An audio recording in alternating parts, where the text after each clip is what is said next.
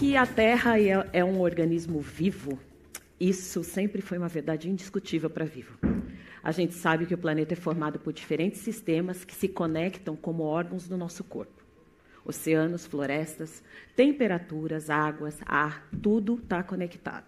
E o colapso de um deles coloca em risco todo o equilíbrio. A ciência dos limites planetários é a disciplina que estuda quais são os sistemas vitais da Terra e o que fazer para manter esse organismo saudável. Agora, um dos maiores cientistas dessa área vem nos guiar para uma reflexão sobre isso. Ele é diretor do Instituto de Pesquisa Climática de Potsdam, na Alemanha, co-criador do conceito dos limites planetários, cientista climático sueco, professor Johan Hagström. Logo depois disso, a gente vai ter uma conversa entre ele e outro cientista, o doutor pelo MIT, referência em Amazônia e mudanças climáticas, o professor Carlos Nobre, e quem vai moderar essa conversa para a gente é o cofundador da Mandala, consultoria global em inovação consciente, parceira da Vivo e curadora desse evento, o Lourenço Bustani. Olhos e ouvidos atentos, com vocês, professor Johan Hagström.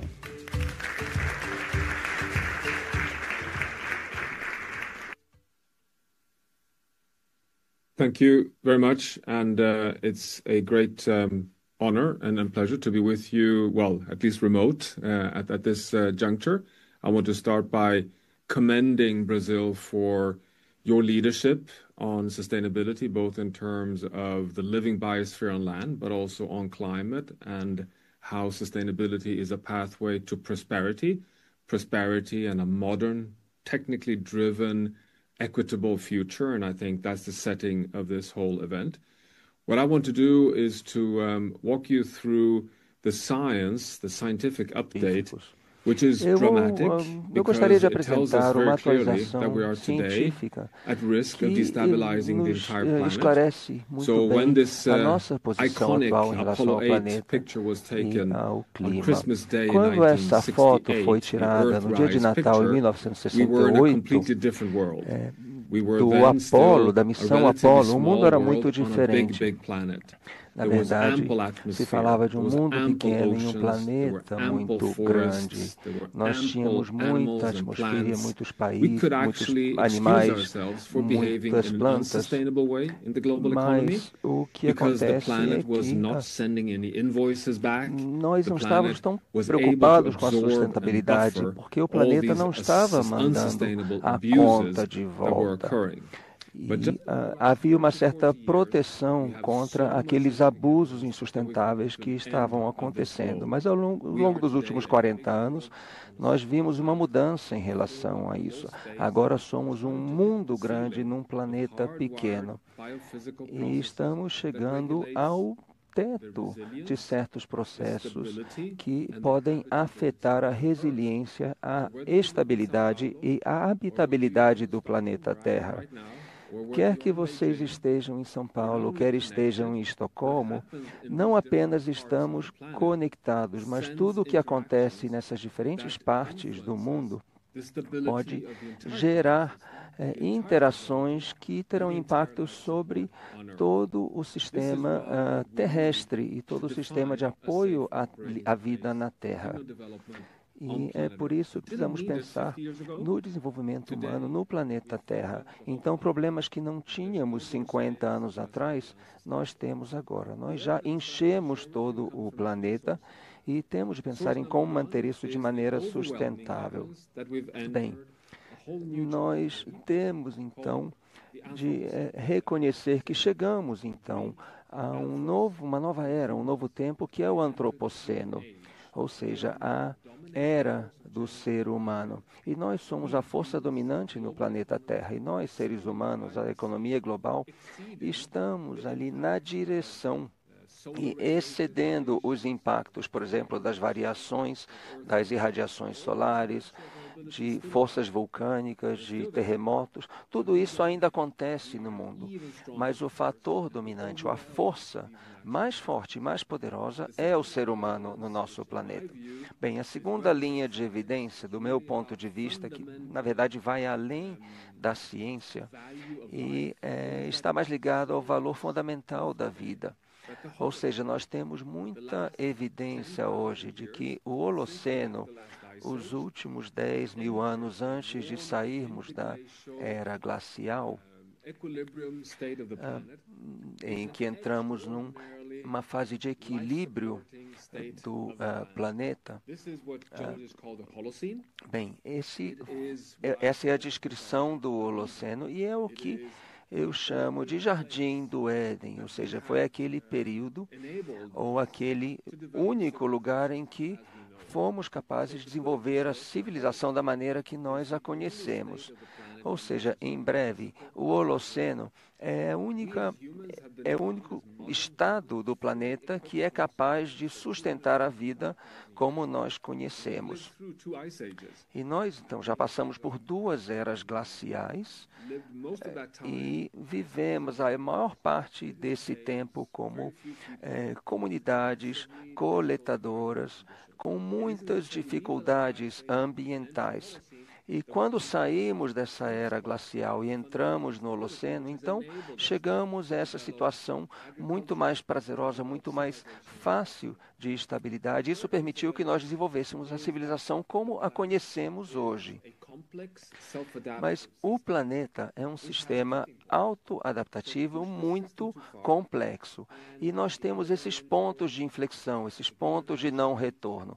E se nós ultrapassarmos esses pontos, vários sistemas importantes, como a Amazônia, entre outros, podem superar aquele ponto em que, em vez de sustentar a vida na Terra, esses sistemas vão então impor ameaças à continuação da vida na Terra. E eu vou então descrever esses processos do ponto de vista científico rapidamente, e aí chegaremos ao conceito dos limites planetários. Bem, o que são esses limites planetários? Eles definem o seguinte: nós tentamos responder a 2 perguntas no âmbito da ciência. Bem, a primeira pergunta: o que são esses sistemas ambientais ou processos ambientais que regulam o estado e a estabilidade do planeta?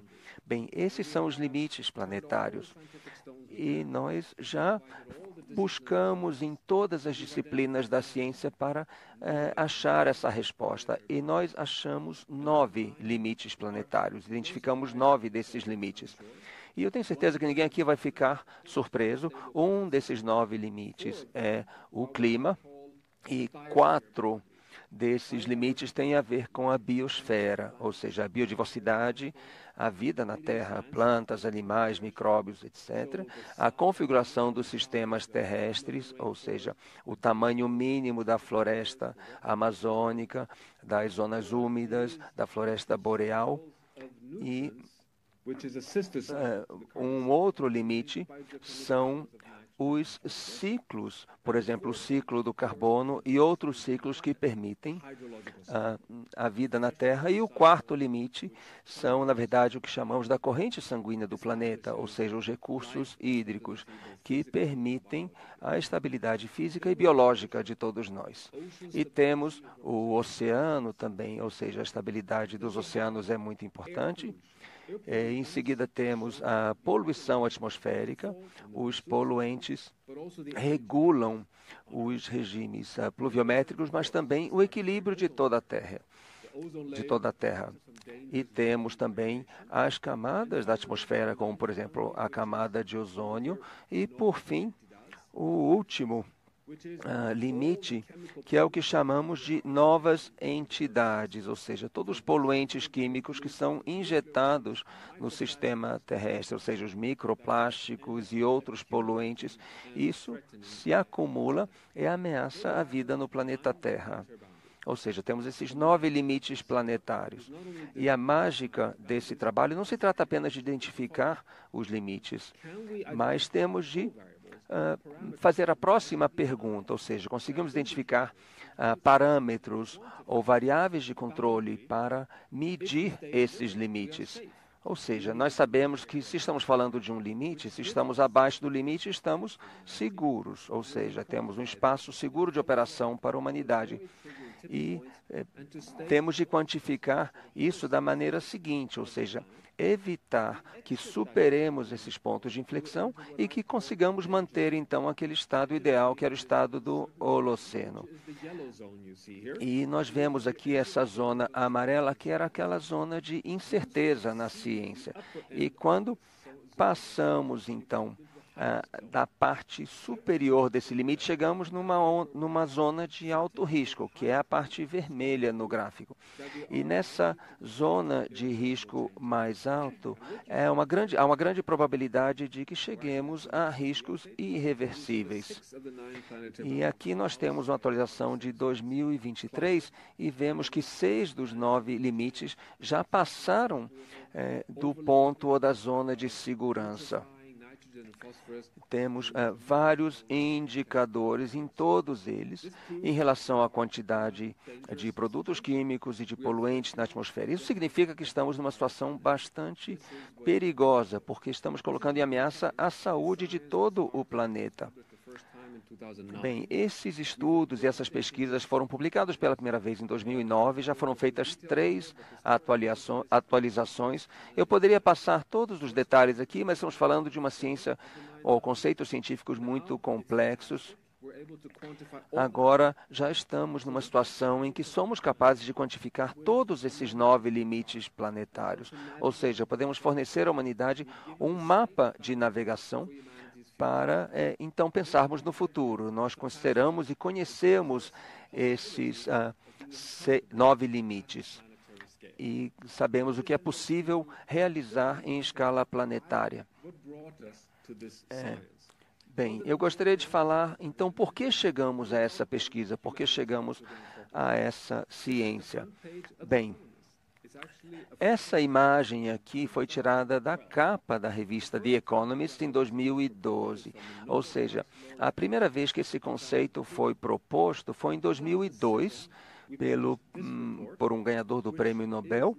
E nós temos, então, a partir daí, esse conceito que é bastante conhecido atualmente, que mapeou, então, as tendências socioeconômicas, como, por exemplo, população global, crescimento do PIB, produção de linhas telefônicas e desenvolvimento de aeronaves, etc. Aqui do lado direito, em verde, temos os impactos no planeta, ou seja, emissões de dióxido de carbono, poluição atmosférica, perda de biodiversidade, etc.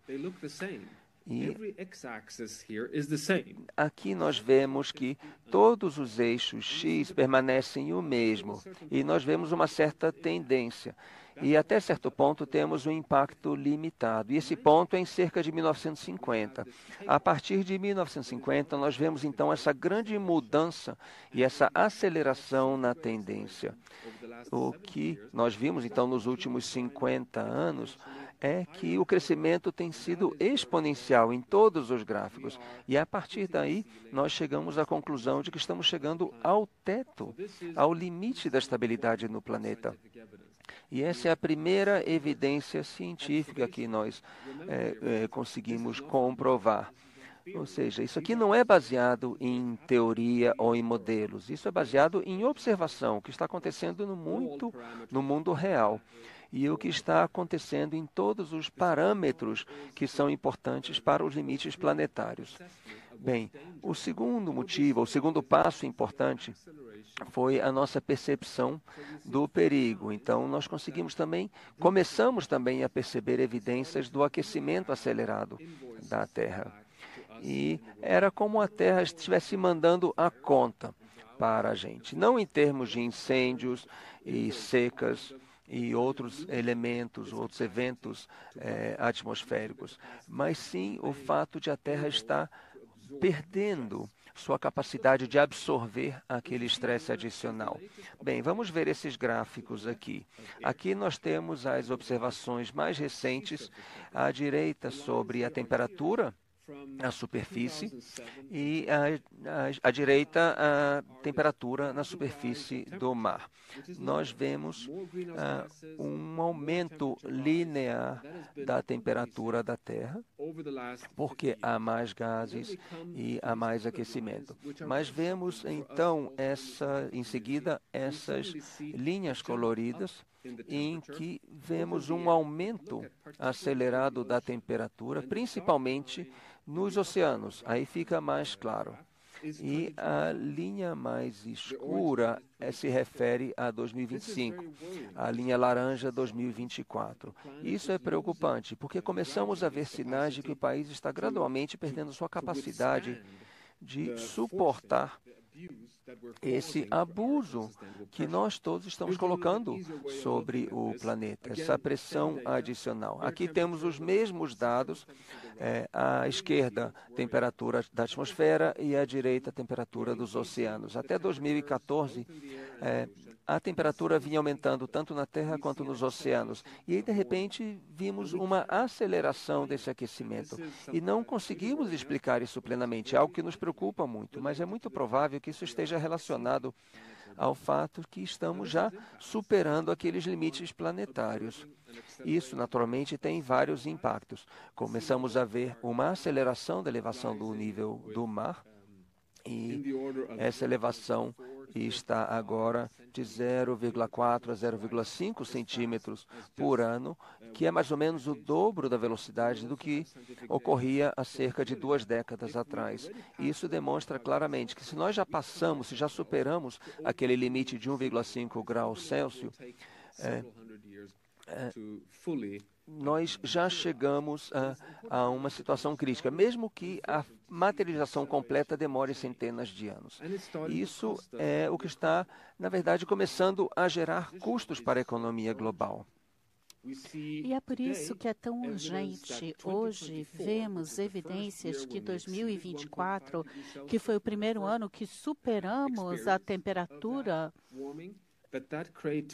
limite, isso teve um custo para a economia de 200 bilhões de dólares e vai continuar acontecendo, porque o relatório para o Fórum Econômico Mundial, nós concluímos, a partir das avaliações feitas, que até 2035 nós vamos ver 7% de queda de ganhos anuais por conta dos eventos extremos que estamos observando, não só por conta desses pontos de flexão, mas por conta das impactos da infraestrutura na produtividade do trabalho. Nós estamos começando a falar sobre grandes números em termos de risco e muito disso se conecta com o que eu chamo de corredor da vida.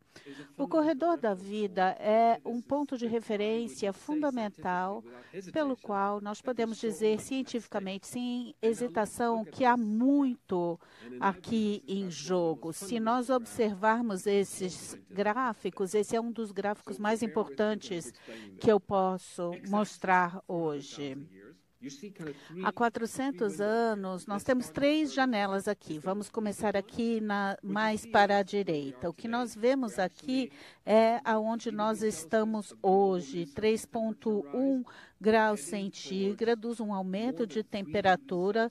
Estamos com a probabilidade de mais de 3 graus de crescimento, 3,1 graus de crescimento até o fim. Se a gente desenhar uma linha para a esquerda, nós teríamos que desenhar uma linha 400 milhões de anos atrás, antes que pudéssemos achar um período em que a gente teve uma temperatura assim, ou seja, 3 graus Celsius é um futuro desastroso. Não há nenhuma evidência de que possamos manter os seres humanos na Terra com esse aquecimento. Nós temos esse cilindro estreito aqui, que é o que eu chamo de corredor da vida, é a variabilidade de temperatura ao longo do Holoceno, nos últimos 10 mil anos, depois que saímos da última era glacial.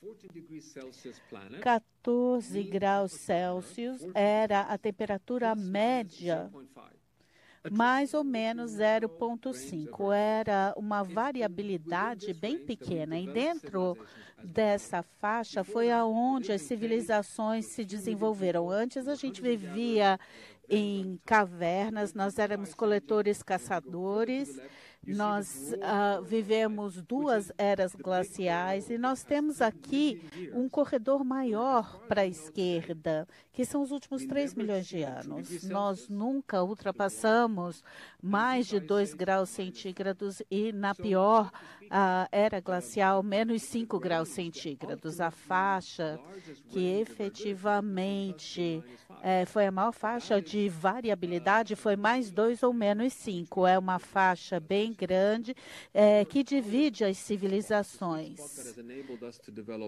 Esse é o que nos permite ver esse mais 2 ou menos 5. Esse é uma questão fundamental de por que nós temos que nos preocupar com o planeta. Mas há beleza nisso, porque nós temos tanto no Holoceno.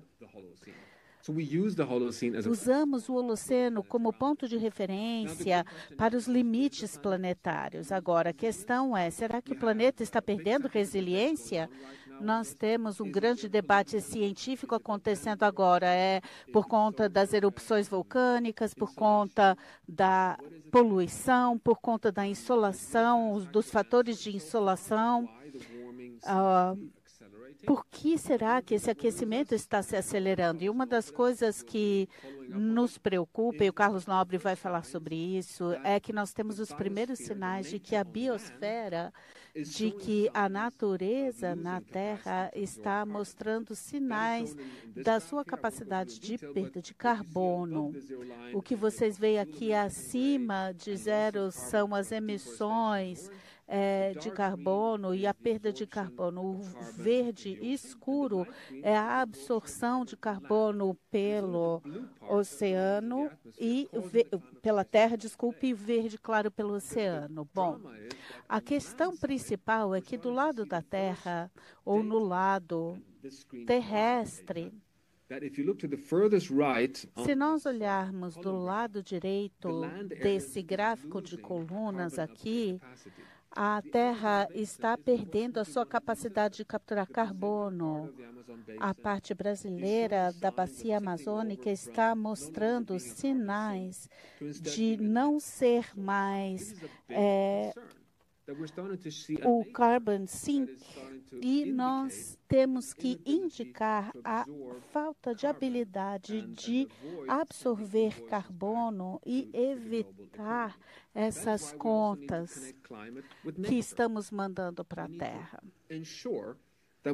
Nós temos que nos assegurar que temos a biodiversidade, sistemas funcionais e grandes ecossistemas que estejam saudáveis, que possam aguentar o estresse causado pelo clima e que possam manter o sistema terrestre intacto.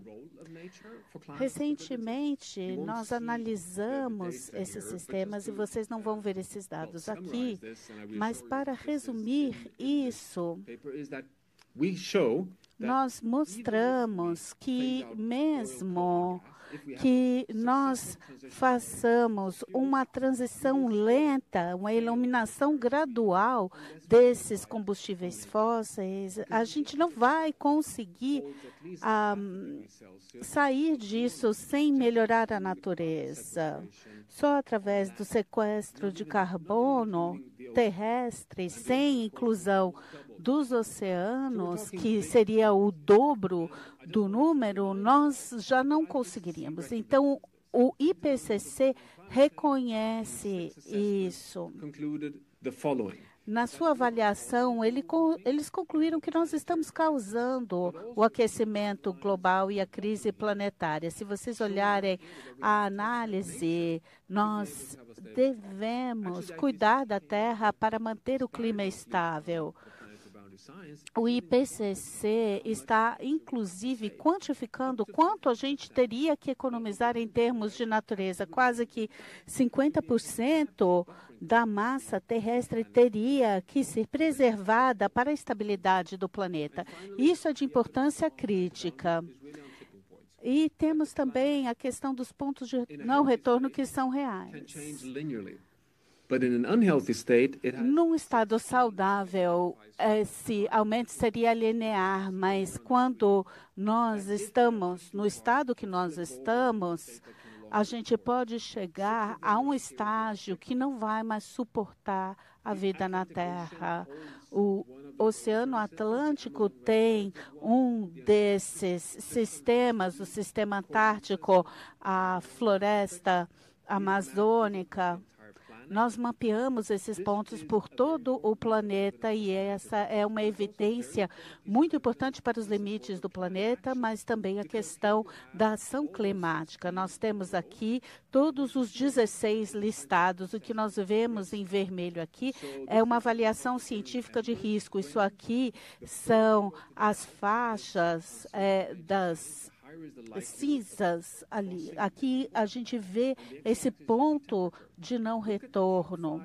Se a gente olhar aqui os 5 principais, esses são os pontos que mostram que provavelmente há uma alta probabilidade que eles já ultrapassaram o limite com 1,5%, 1,5 de graus centígrados a mais, ou seja, nós temos todas esses sistemas. A floresta amazônica está aqui em 3,5 graus Celsius. E isso nos dá apoio científico, mostrando que 1,5 é um limite planetário. Nós precisamos nos manter afastados desse limite o máximo que pudermos. Nós temos todas essas avaliações do IPCC e nós temos aqui esse gráfico que mostra o risco de alcançar esses pontos de não retorno. 4 grandes sistemas são de grande preocupação para nós no momento. E eu vou falar rapidamente sobre eles para vocês saberem do que eu estou falando. Primeiro é a Bacia Amazônica. Vocês têm o maior especialista sobre Bacia Amazônica no mundo, o professor Carlos Nobre. Ele já criticou a ciência climática, dizendo que o clima, por si só, pode dar um teto de entre 1,5 e 3,5, mas se a gente perder mais de 20 a 25% de cobertura da floresta, nós, na verdade, não teremos mais esse ponto de inflexão em 1,5 e 3,5. No momento, a gente está em 1,3% e 7% de desflorestamento. Agora, nós temos também a questão dos sistemas da barreira de corais que estão sendo branqueados e que podem afetar a sobrevivência de milhares de pessoas. E também a troca de calor nos oceanos de forma global. Nós temos uma na Antártica, e nós temos aqui esses motores que circulam a água e aquela que está no Atlântico Norte está desacelerando e comprovando que se ela parar, como aconteceu no passado, isso terá impactos enormes nos sistemas de monções, no sistema de chuvas, na Amazônia, grandes mudanças em todo o hemisfério norte nos sistemas de tempo. E nós não podemos permitir que isso aconteça. A EMOC está mostrando sinais de colapso já hoje.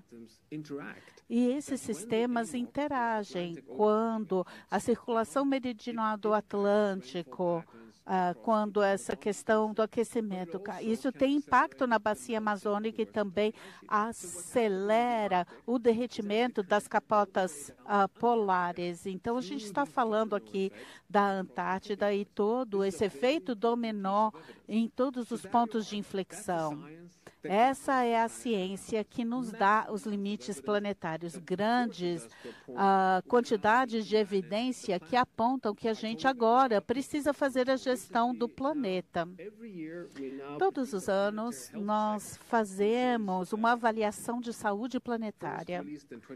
O primeiro foi lançado em 2024, na Semana do Clima de Nova York, que mostra que todos esses 16 limites foram ultrapassados e agora a gente quer fazer essa avaliação médica do planeta todos os anos para fazer esse check-up e olhar, né, os pulmões, o fígado, os rins, ver a atmosfera, os oceanos, os sistemas terrestres vivos e verificar, fazer esse check-up do que a gente acha que é absolutamente necessário para que a gente possa continuar navegando o futuro. No dia 24 de setembro, nós vamos fazer esse check-up do planeta. Para o ano de 2025, eu posso dar uma amostrinha, mas eu posso dizer que provavelmente os oceanos já alcançaram ou já chegaram no limite e que a gente não está levando as curvas pela direção correta. Nós estamos chegando perto de ultrapassar o 7º limite, mas esses limites também podem ser usados de forma positiva para frear e reverter a perda de biodiversidade. Nós podemos quantificar a perda de biodiversidade, essa decisão de 2030 que é parecida com a recuperação do clima, e nós estamos usando isso para dizer que a economia que precisa se desenvolver dentro desse espaço seguro da quantificação de limites científicos para a estabilidade do planeta, em direção a soluções exponenciais para uma aterrissagem segura e justa na Terra. Isso pode acontecer porque o nosso orçamento já está se esgotando. Temos apenas 200 GT de CO2 e o orçamento de carbono remanescente para 1,5 graus centígrados. Nós vamos ultrapassar isso antes de ter uma chance de voltar atrás, se a gente conseguir voltar atrás, porque a única maneira para esse sistema climático voltar a 1,5 graus centígrados seria se a Terra estivesse saudável. Bem, e essa é a jornada que nós temos de considerar. Nós teríamos de manter, então, a absorção de carbono na floresta amazônica, das principais florestas, numa situação ideal. Teríamos de manter, então, a situação dos oceanos aí nessa faixa azul, em relação também aos sumidouros de carbono, e todos os outros sistemas, e transformar também o sistema agrícola global dessa situação de emissor de carbono, que é o marrom escuro aqui, para a zona, então, alaranjada. É possível fazer isso. Nós temos soluções exponenciais, a eletrificação do sistema de mobilidade global, por exemplo, e também geração de energia de maneiras diferentes, e também para os sistemas alimentares, também para os materiais, e também para o setor de construção e materiais. Não é uma fantasia, é possível fazer isso. Nós concluímos, em geral, que estamos numa situação bastante complicada. Esse é o último, ou quase último slide aqui. E nós estamos chegando a essa conclusão de que o planeta como um todo já saiu da zona verde, ou seja, estamos com um paciente doente na nossa frente. E esse paciente precisa de atenção imediata, porque está numa situação de perigo. Mas ainda não chegamos à zona vermelha, ou seja, não é uma doença crônica ainda. E nós temos essa janela de oportunidade para voltar a uma situação de segurança antes de chegar a pontos de inflexão, pontos de não retorno catastróficos e irreversíveis. E todas as evidências demonstram que nós temos que agir rapidamente para poder voltar atrás.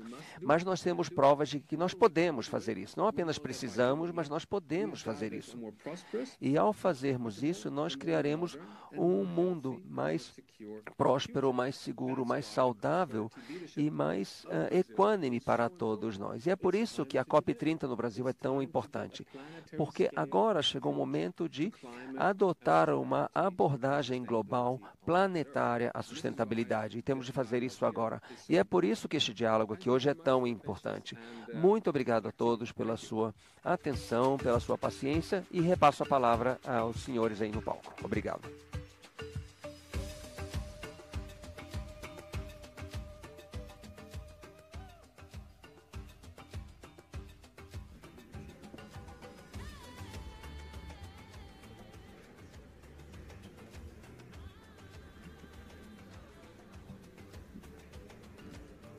Teste. Professor Carlos Nobre. O professor.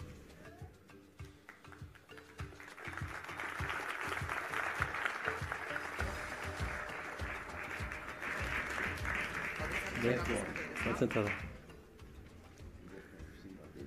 Não, está tranquilo. Thank you, Professor Rockstrom. Muito obrigado, professor Rockstrom. Foi uma apresentação muito útil e brilhante.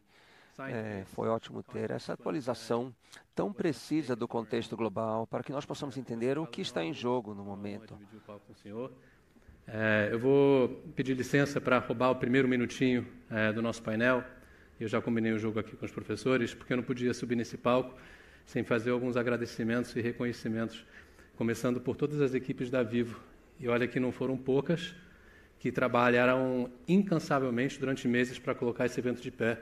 Então, na pessoa do Christian Gebara, CEO da Vivo, e Marina Dainese, VP de Comunicação e Sustentabilidade, nosso muito obrigado pela generosidade desse evento.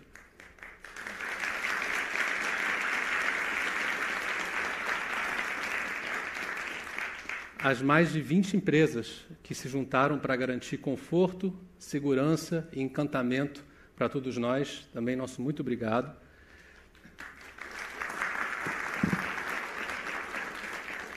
E eu queria saudar as lideranças indígenas que participam do nosso encontro, agradecendo pela presença, por serem as vozes das nossas florestas, por resguardarem pela vida. Nosso agradecimento.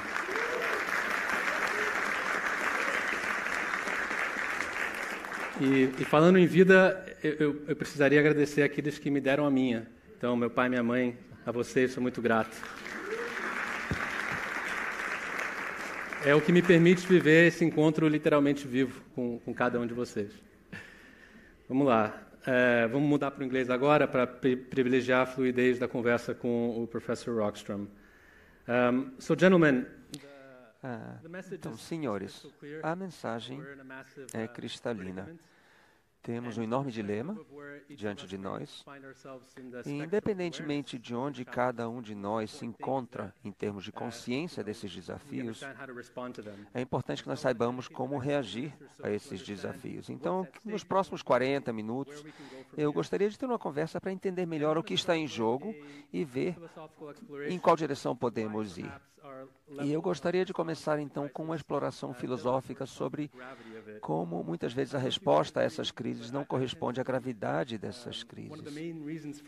E eu digo que, muitas vezes, um dos principais motivos para a inação é a dificuldade de entender essa crise por gerações que, então, estiveram envolvidas nisso. Nós sabemos que o planeta é um sistema vivo e só pode ser compreendido por meio de relações interconectadas e interdependentes. Então, professor Nobre, eu gostaria de perguntar como podemos entender como a saúde da Amazônia, por um lado, está conectada a fenômenos como perda de biodiversidade, regimes pluviais, regulação de temperatura, pesca, agricultura, segurança alimentar, etc. Bom dia a todas e a todos. Muito obrigado pelo convite. Essa é uma das primeiras vezes que eu vou me dirigir a vocês em inglês, mas precisamos respeitar nosso amigo professor Rockstrom, que é um dos principais cientistas desse campo no mundo. Eu quero dizer, primeiramente, que a floresta amazônica evoluiu por dezenas de milhares de anos, especialmente desde que os Andes começaram 40 milhões de anos atrás. Trata-se de um sistema ecológico, climático, único, singular.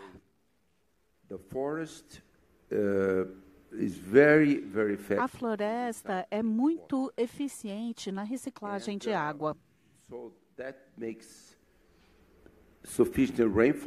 E isso torna a chuva o suficiente, mas 30% a 50% dessa chuva é reciclada. Há uma grande evolução da atmosfera. 1/4 das árvores tem sistemas de raízes muito profundos e litros de água. É o único ecossistema do mundo onde se recicla a transpiração da água. E isso acontece mais durante a época da seca, porque essa transpiração na época da seca se torna muito específica durante a seca e também há pouca chuva na época da seca. Isso é uma evolução ecológica considerável.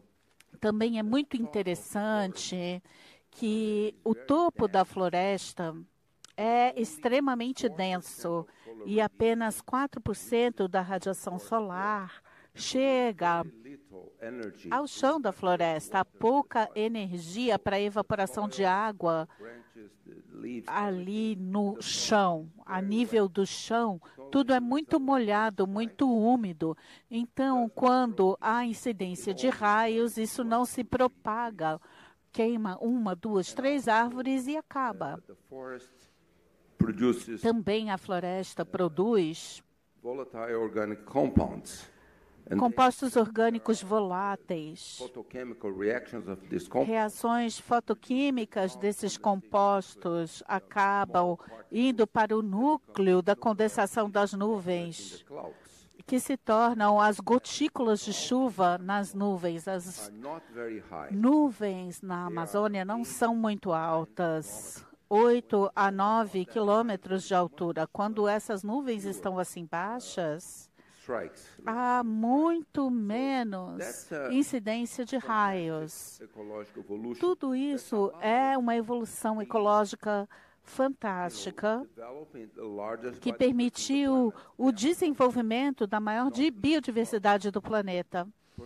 A floresta amazônica só conhece 13% da sua flora e fauna, mais ou menos. Essa é uma evolução muito importante. Um outro ecossistema muito importante é que a temperatura máxima na Amazônia é de 30 graus no topo da floresta, porque 70% dessa radiação solar é usada para transpiração e evaporação. E também há a reciclagem excelente de água, que permite que esses vapores de água que vêm do Oceano Atlântico. Em 2006, nós fizemos uma reunião em São José dos Campos e nomeamos esse sistema como os rios aéreos. Em 1988, 87, 88, nós medimos o que estava vindo do Atlântico e o que estava saindo da Amazônia. Mas esse nome de rios aéreos, rios voadores, alimentam 50% das chuvas na região do Cerrado e na região sudeste e também nos estados do Paraná, Santa Catarina, Rio Grande do Sul, Uruguai, Paraguai e norte da Argentina. Então, respondendo à sua pergunta, essa é uma evolução ecológica.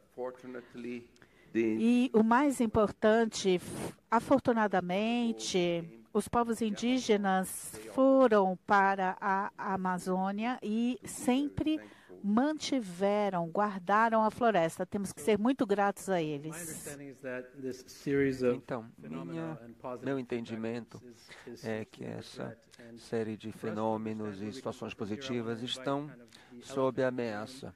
E eu gostaria então de chamar aqui o elefante para dentro da sala, né, que é uma dos grandes debates atualmente, professor Rockstrom, que muitas vezes se fala que não podemos sair da crise porque não há evidências científicas que demonstrem que nós possamos desacoplar ou desassociar, então, o crescimento econômico com a pegada ambiental.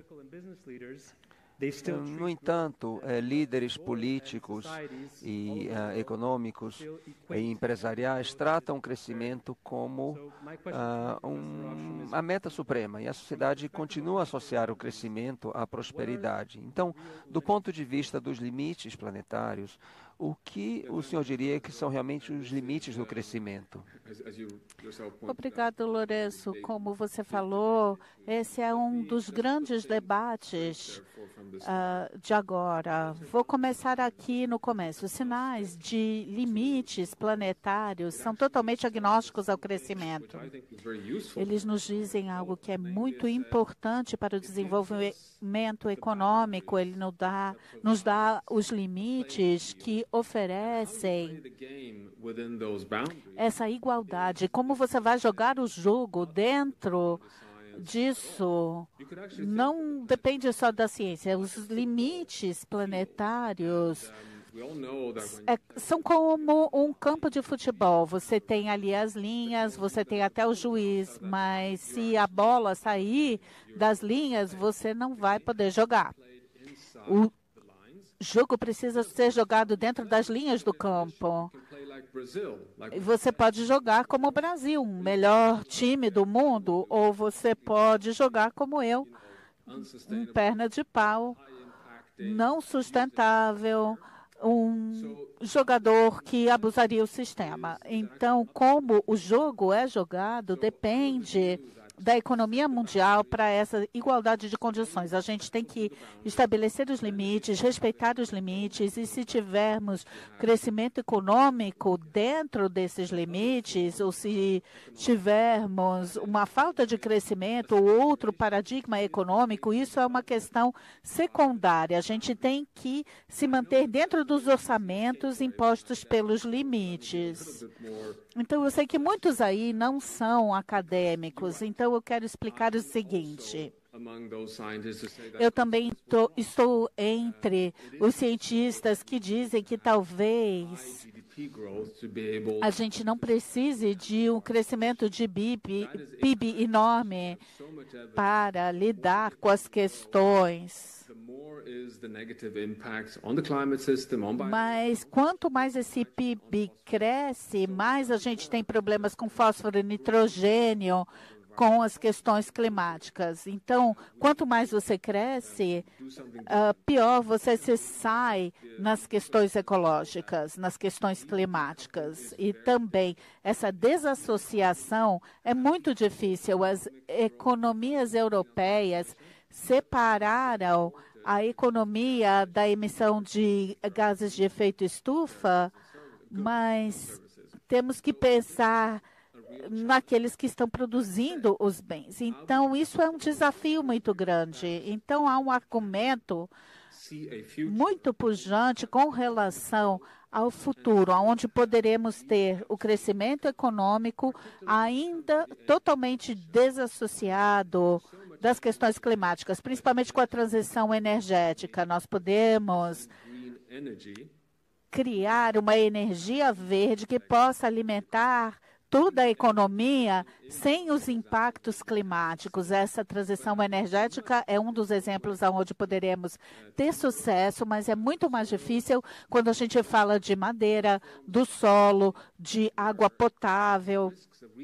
Esses riscos de um efeito rebote com tecnologias mais eficientes, que têm um uso unitário de materiais menor, Isso pode ter um efeito rebote de mais volume de uso. Então, precisamos pensar na economia circular e pensar das novas abordagens circulares, ao mesmo tempo que discutimos a descarbonização. Tudo isso tem que fazer parte da agenda. E eu quero encerrar dizendo o seguinte: países como o Brasil, países da África, que têm uma hierarquia de maturidade econômica, eu faria o argumento como Jackson diz no livro dele sobre prosperidade, que aqueles países que são maduros e prósperos chegaram no ponto onde o PIB vai ter que acabar e o desenvolvimento econômico vai ser bastante limitado e nós vamos ter que pensar em outros valores para a economia. As economias que estão emergindo rapidamente, que são economias mais imaturas, ainda vão ter esse crescimento tradicional para que a gente possa ter essa jornada coletiva para um espaço mais seguro. Não pode ser uma medida única para todo mundo. Precisamos de abordagens específicas para diferentes regiões econômicas do mundo. E um último ponto, Lourenço, é que nós temos muitas evidências, e eu acho que o que foi dito antes enfatiza isso, é que as soluções mostram que são melhores para o desenvolvimento econômico, trazem mais resiliência do que essa abordagem de crescimento do PIB. Então, precisamos pensar sobre esse crescimento econômico continuando, mas uma redefinição desse crescimento econômico dentro dos limites do planeta, colocando valor econômico no desenvolvimento de novas maneiras de sermos responsáveis. E eu acho que isso é uma coisa que a gente tem que se lembrar, que o PIB é uma mensuração obsoleta do que realmente importa para os seres humanos e sociedades. Então, eu gostaria então de responder rapidamente a isso, mas só para eu entender, professor Rockstrom, o senhor está falando que nós precisamos então de sistemas de governança mais robustos. E eu gostaria de saber então como você trataria isso no contexto da Amazônia. Então, estamos falando de questões globais, mas também questões de soberania nacional. Então, gostaria de saber como o senhor vê isso e também como garantir que vozes locais, principalmente em comunidades indígenas, participem desse processo de mudança na Amazônia. Essa é uma questão, mas infelizmente com a ditadura militar nos anos 70, eles invadiram a Amazônia para se livrar da floresta, a floresta era o inimigo. Eles queriam invadir a Amazônia pela riqueza mineral e um monte de outras bobagens. Infelizmente, até os anos 70, nós tínhamos apenas 2,5% da Amazônia sem a floresta. Agora, a madeira não era um grande item de exportação para o Brasil. Nós hoje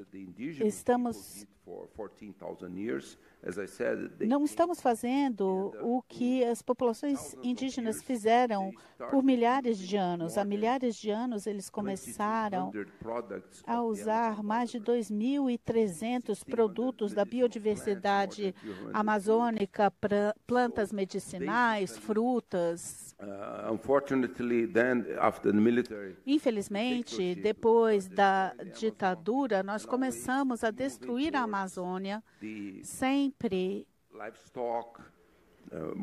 pensando na destruição para a soja, para a exploração da madeira, para a exploração pecuária, e nós não podemos continuar fazendo isso. É muito bom estar aqui e ver o Guilherme Leal, da Nature. Por muitas décadas, eles vêm mostrando que há maneiras de utilizar os produtos da biodiversidade na indústria moderna, na industrialização moderna. Há muitos bons exemplos disso e eu vou falar sobre alguns números. Fizemos uns cálculos sobre a questão do PIB. O PIB na Amazônia, nós calculamos que todos os produtos advindos da biodiversidade respondem por 1,2% do PIB. O açaí, cupuaçu, buriti, outras castanhas, pirarucu, peixe também, 1,2%. Um produto que é a carne vermelha é 70% do PIB da Amazônia. Então, nós temos esse desafio de uma transição que precisa ser célere e rápida para melhorar a vida da população amazônica. Temos também exemplos de excelentes cooperativas que produzem mais de 50 produtos baseados na biodiversidade.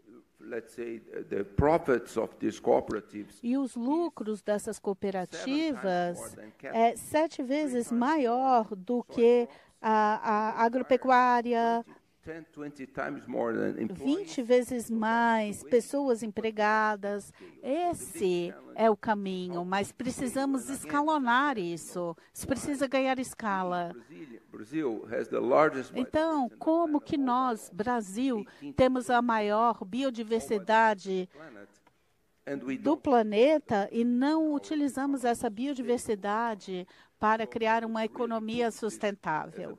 Então, esse é o grande desafio. E também precisamos dar escala a essas empresas, a esses fabricantes que querem explorar isso para bem dos países. Então, a ideia seria que no final nós teremos uma história de sucesso na Amazônia. E não seria o primeiro caso, porque o professor Rockström falou que 6 dos 9 limites já estão próximos ao final, mas também que muitos já estão em fase de se curarem. Por exemplo, para contextualizar um pouco, na década de 70, alguns cientistas descobriram que os clorofluorcarbonos, CF6, usados em aerosóis, etc., estavam destruindo a camada de ozônio. Mas o mundo reagiu e uma década depois foi assinado o Protocolo de Montreal, que passou a eliminar gradualmente o CF6 e como resultado, a camada de ozônio começou a se recuperar e os níveis retornaram aos níveis de 1980. E a plena recuperação deve chegar até 2060. Então, pensando nisso, o que funcionou naquela época que pode nos ajudar hoje a tratar dos problemas atuais? Fico feliz que você tenha levantado esse assunto. Número 1, uma das questões mais básicas é o mundo ouvir a ciência. Ninguém nunca tinha visto um buraco de ozônio, ninguém nem sabia o que era um buraco de ozônio, mas o mundo confiou na ciência, ouviu a ciência e os tomadores de decisão levaram tudo imediatamente muito a sério. O segundo ponto é que nós tivemos um coletivo internacional com uma abordagem comum, como se fosse o equivalente a um asteroide que viesse em direção à Terra. Foi feito um esforço cooperativo para encerrar o uso de CF6 até 1987. E depois, outra coisa que é importante da gente se lembrar, a decisão do Protocolo de Montreal não foi reduzir só as emissões de CFCs de acordo com um determinado ritmo ou uma trajetória pré-estabelecida. Foi simplesmente a proibição daquele produto químico, bani-lo, tirar das prateleiras imediatamente. E o número de instituições que foram instituídas para impedir a venda e manufatura de geladeiras que usassem isso, ou ar-condicionados em violação de Montreal, do protocolo de Montreal, foi enorme. E também, como vocês sabem, houve uma substituição perfeita com materiais de papel baseados em cloro, outros tipos novos de refrigeração para geladeiras e ar-condicionados que não são exatamente sustentáveis, mas têm um impacto bem menor. Então, a indústria estava toda junta, levando isso a sério, trazendo soluções. E o que é importante que esse público entenda é que esses sucessos não só nos afastam dessa ameaça de acabar com a barreira de ozônio, mas entre 1980 e os anos 2000, os CFCs também eram um gás emissor de efeito estufa, então isso foi um duplo sucesso. Então, a gente tem que lembrar do Protocolo de Montreal para o clima. E o pessoal sempre fala, foi tão fácil para esse setor, porque era um setor muito limitado. Mas não é verdade. Esses gases tinham utilidades múltiplas em muitas indústrias e o que foi conseguido ali no Acordo de Montreal foi a primeira vez que a ciência não só estabeleceu que era um perigo, mas tínhamos também todas as políticas que a gente viu depois no Acordo de Paris e outros. Então, a gente tinha soluções escalonáveis. Então, naquele momento em Montreal, a gente não teve esse mesmo momento no Acordo de Paris, de dizer, olha, a gente sabe como vai resolver isso. Agora, em 2025, a gente sabe como vai resolver. A gente tem as soluções para a descarbonização de todas as indústrias que estão causando danos para o meio ambiente. Essa é a mesma posição que a gente estava em Montreal. E o mundo vai ouvir de novo a ciência durante a COP30. E os senhores vão participar, então, estão responsáveis pelo pavilhão de ciência na COP30. Eu gostaria de perguntar, professor Nobre, então, o que pode falar sobre isso?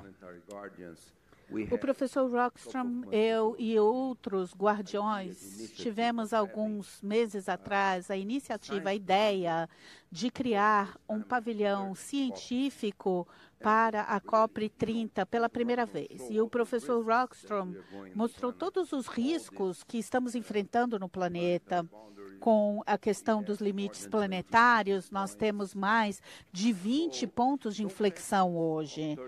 Então, as questões tratadas na COP30 vão ser as mais importantes de todas as COPs, porque precisamos reduzir muito os riscos que estão acelerando a redução de emissões. E se a gente pensar todos os países, como o professor Rockstrom disse, se a gente não cuidar disso, a gente vai ter mais de 3,5 graus centígrados em alguns anos. Isso é impossível. Então, decidimos criar esse pavilhão científico, pavilhão das ciências.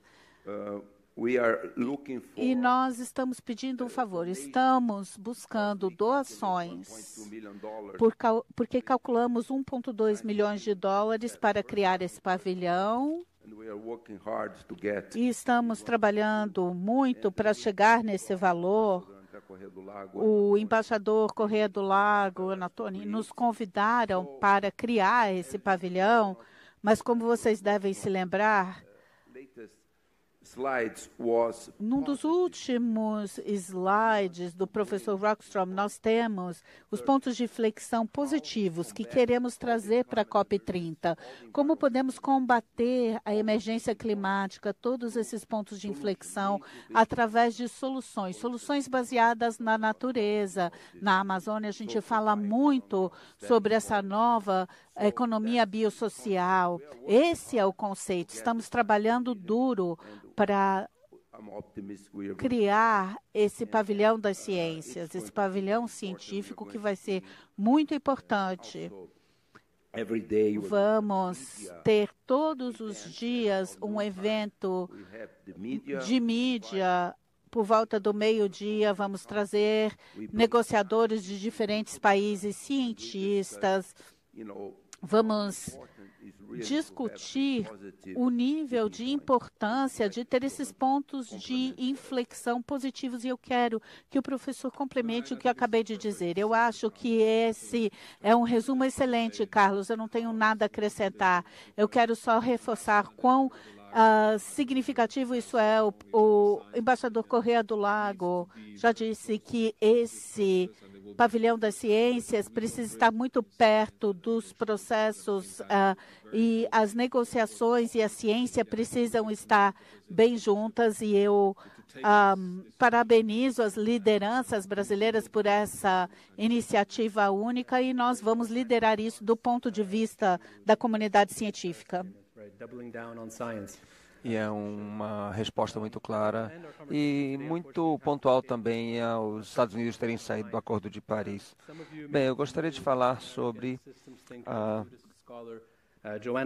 eu imagino que muitos aqui já devem ter ouvido falar dessa pensadora americana, Joanna Macy, que nos deixou algumas semanas atrás. Ela escreveu um livro atemporal que se chama Esperança Ativa, sobre transformar ou como transformar o desespero em ação.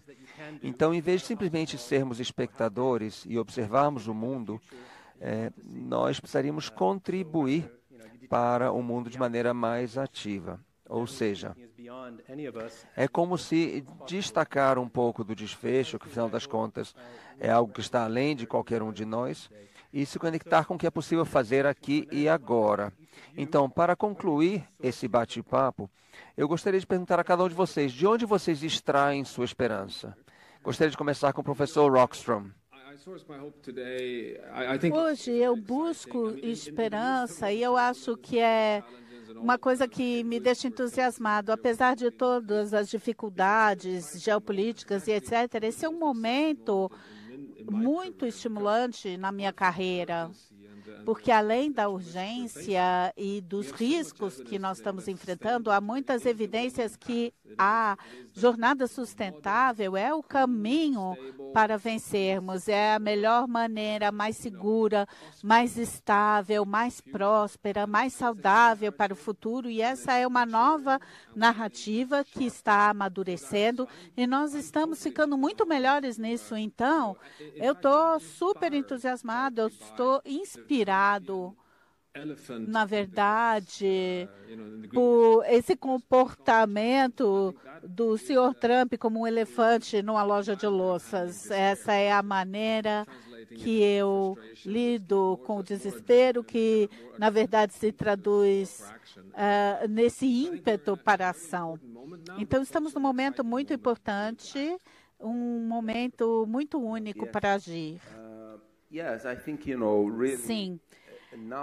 Eu acho que agora, como você sabe, nos últimos 21 meses, o aquecimento global chegou a 1,5 graus centígrados e nós quebramos todos os recordes com essas secas, essas ondas de calor, com os incêndios e com essa chuva excessiva. E é interessante, porque nós, cientistas do clima, a gente já vem avisando sobre os riscos há 30, 40 anos, mas só agora o mundo todo está se preocupando com isso, porque realmente as pessoas estão sofrendo muito com isso. Se a gente olhar para o Brasil, nunca antes a gente tinha tido uma coisa como aconteceu no Rio Grande do Sul ano passado. Foi uma preocupação geral. Então, eu estou otimista de que finalmente nós vamos encontrar soluções baseadas na natureza, que serão muito eficientes, que serão rápidas e, especialmente, que terão uma boa representatividade do setor privado para a sustentabilidade. Eu acho que muita coisa está acontecendo, eu tenho um enorme otimismo e eu quero dizer que eu tenho esperança de que as novas gerações vão ser líderes. E eu peço desculpa aos homens como eu, mas as mulheres, vocês são muito melhores para encontrar soluções que vão prestar o melhor serviço para o planeta. Muito obrigado. Senhores, eu estou muito agradecido, todos nós, pelo tempo que passamos juntos aqui. E eu gostaria de aproveitar essa oportunidade para saudar e honrar o compromisso da vida dos senhores com a ciência. O trabalho que os senhores realizam nos ajuda a compreender melhor e a cuidar com mais zelo do único lar que nós temos. Muito obrigado e até a próxima.